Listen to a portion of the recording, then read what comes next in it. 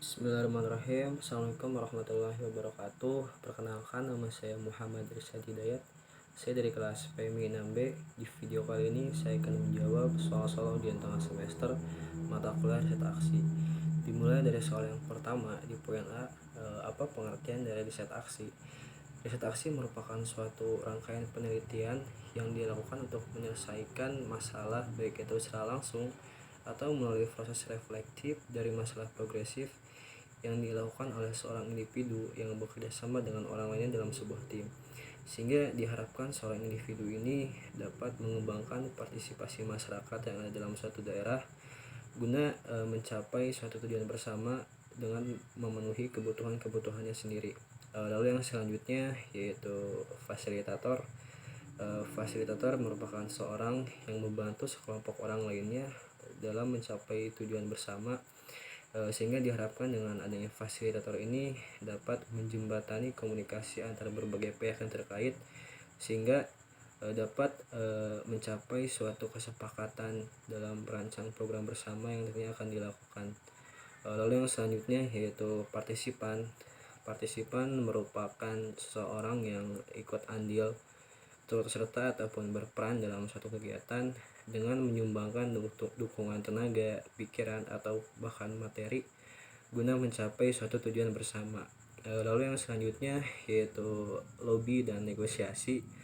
Lobby merupakan suatu upaya pendekatan yang dilakukan oleh salah satu pihak dengan pihak lainnya yang dianggap memiliki pengaruh ataupun memenang guna mencapai suatu tujuan yang ingin dicapai oleh pihak tersebut. Lalu berkaitan dengan negosiasi.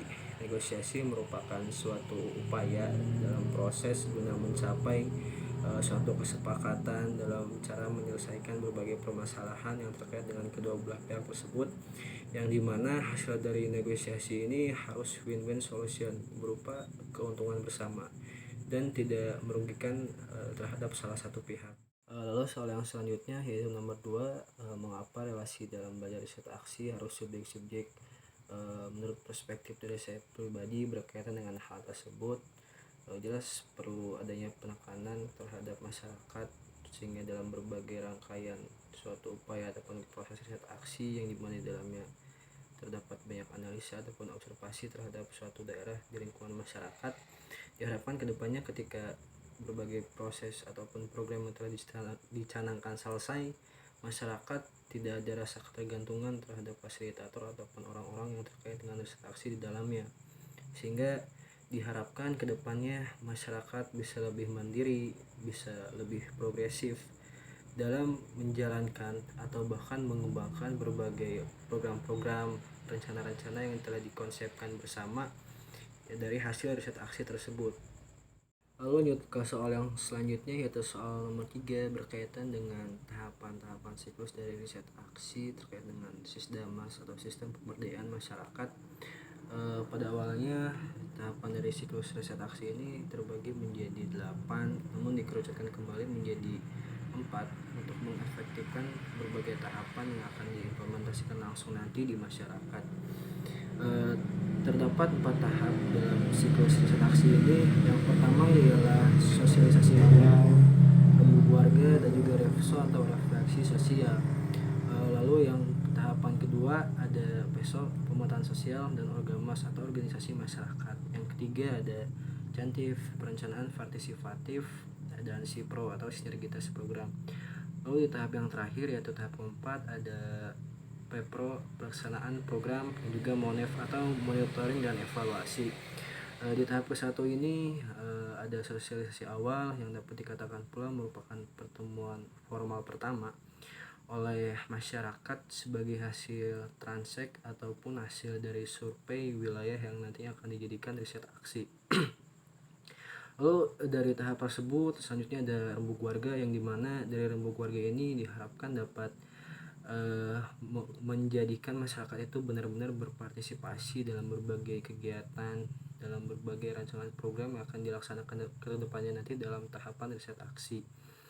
Lalu yang selanjutnya ada refleksi sosial. Diharapkan dengan adanya refleksi sosial ini kita dapat menggali potensi-potensi yang ada dalam wilayah tersebut, dapat menggali berbagai akar permasalahan yang ada dalam daerah tersebut, sehingga program kedepannya benar-benar relevan sesuai yang ada di realita kehidupan masyarakat di daerah itu tersebut. Lalu di tahapan yang kedua yaitu ada PESO, pemetaan sosial dan orgamas atau organisasi masyarakat, yang dimana itu merupakan suatu proses penggambaran masyarakat yang sistematik serta melibatkan pengumpulan data dan informasi mengenai masyarakat di dalamnya. Lalu dalam orgamas juga diharapkan kita dapat menggandeng dan juga mengikat tali silaturahmi antar tokoh-tokoh masyarakat ataupun pihak-pihak terkait di dalamnya dalam rencana penyusunan program terkait dengan riset aksi, sehingga diharapkan dengan kita dapat merangkul berbagai tokoh masyarakat ataupun organisasi masyarakat yang ada di dalamnya, kita dapat membangun sinergitas bersama. Lalu di tahap yang ketiga yaitu ada Cantif dan Sifro. Perencanaan partisipatif itu di dalamnya terdapat berbagai hasil dan rekapitulasi data dari hasil kerjasama dan juga koordinasi pihak-pihak terkait dalam riset aksi. Lalu sinergitas program ini bertujuan sebagai penetapan kegiatan atau menyusun berbagai rencana kegiatan dalam tindak lanjut ke depannya dengan menggandeng pihak-pihak terkait di dalamnya ataupun elemen masyarakat yang ada di dalamnya, sehingga dapat terwujudnya sinergitas yang nyata, yang masif, serta berkelanjutan.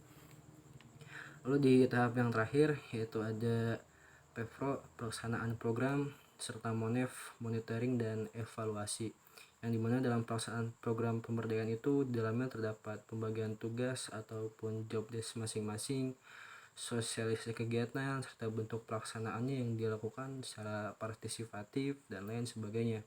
Lalu dalam MONEF itu atau monitoring evaluasi, di dalamnya terdapat berbagai bentuk laporan atas berbagai kegiatan yang telah selesai dijalankan. Lalu lanjut ke soal yang selanjutnya, yaitu soal nomor 4 berkaitan dengan analisis film yang mengisahkan tentang Nabi Yusuf alaihissalam. Nabi Yusuf alaihissalam ini memiliki kemampuan dan kelebihan atau empowering, yaitu keberdayaan dalam mewujudkan keadilan ekonomi umat saat itu. Lalu dalam kaitannya dengan perspektif pemberdayaan itu sendiri, menurut Nabi Yusuf alaihissalam, pada hakikatnya pemberdayaan itu menempatkan sesuatu sesuai dengan porsinya. Di masa hidup Nabi Yusuf saat itu, pada awalnya Nabi Yusuf tidak memiliki jabatan vital ataupun penting dalam suatu tatanan masyarakat. Namun karena kesabaran serta ketekunannya dalam mengelola umat, beberapa lama kemudian banyak orang-orang yang menjadikan dia sebagai tauladan karena memberikan banyak perubahan, memberikan suatu inovasi ataupun solusi dalam menyelesaikan berbagai permasalahan umat yang ada saat itu. Berbagai kemajuan dari hasil inovasi dan pemikiran Nabi Yusuf itu sendiri membuat negeri yang dipimpinnya dalam suatu kerajaan salah satunya mengalami kemajuan dalam bidang pertanian.